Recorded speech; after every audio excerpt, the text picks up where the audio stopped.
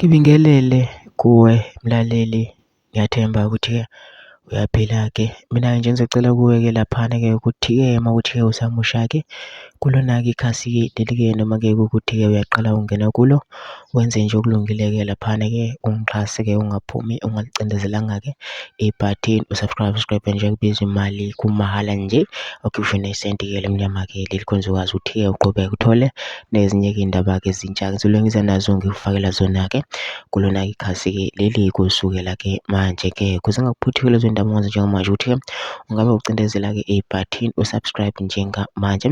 Udaba kulethele lona-ke namhlanje-ke la kulethele-ke udaba-ke losisi-ke oyilunga elikhulu-ke leqembu Umkhonto Wesizwe-ke egadla-ke laphana-ke kabuhlungu-ke kwi-IFP na-ke laphana-ke ngokuphatha ingawinanga-ke la e-KZN. Kodwa-ke ngaloko ngishonele nalento ngizodlala-ke le video yakhe-ke losisi uzwele wena ukuthi-ke uthini-ke la. Mina ngicela bamazwile-ke le video le ungene ku-comment section-ke uvushe uvo lwakho ukuthi wena ngabe uyavumelana yini-ke naye kubhala lapha ama-comment section bese wenza kulungile-ke ungixhase ungaphumi ungalicindezelile ibhathini usubscribe nje kubiza imali kumahhala nje ukusho nesenti-ke lemnyama khona uzokwazi ukuthi-ke uqhubeke uthole nezinye-ke iy'ndaba-ke ezintsha engizobe ngiza nazo ngizokufakela zona-ke kulona-ke ikhasi-ke leli-ke. Nayo-ke le video-ke le awuyithokozele.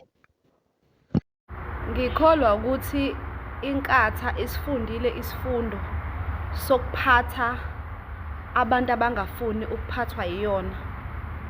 Uyacabanga nje ukuphatha abantu ngenkani, ukuphatha abantu ngodli. Sakhuluma thina ngevoti ngo-2024 and-ke emandeni kwale ngisho sekuphume ikhulu ominista abakhulu beyokhankasa khona. Kwala ngisho sebekhipha oblanket bathi abantu cha. Kwala ngisho sebenika ubhiya ngoba bayazi ukuthi abantu bayabuthanda utshwala. Bathi abantu cha. Kwala ngisho sebephekelwa amadombolo amhlophe. Bathi abantu cha. Niyayizwa le pain enazizwisa yona ngo-2024. Nize ncamela ukuyongena kwi-GNU ukuze nizothola amandla anganisebenzeli njengamanje, awanisizi ngalutho. Abantu abahlanyi, abantu laba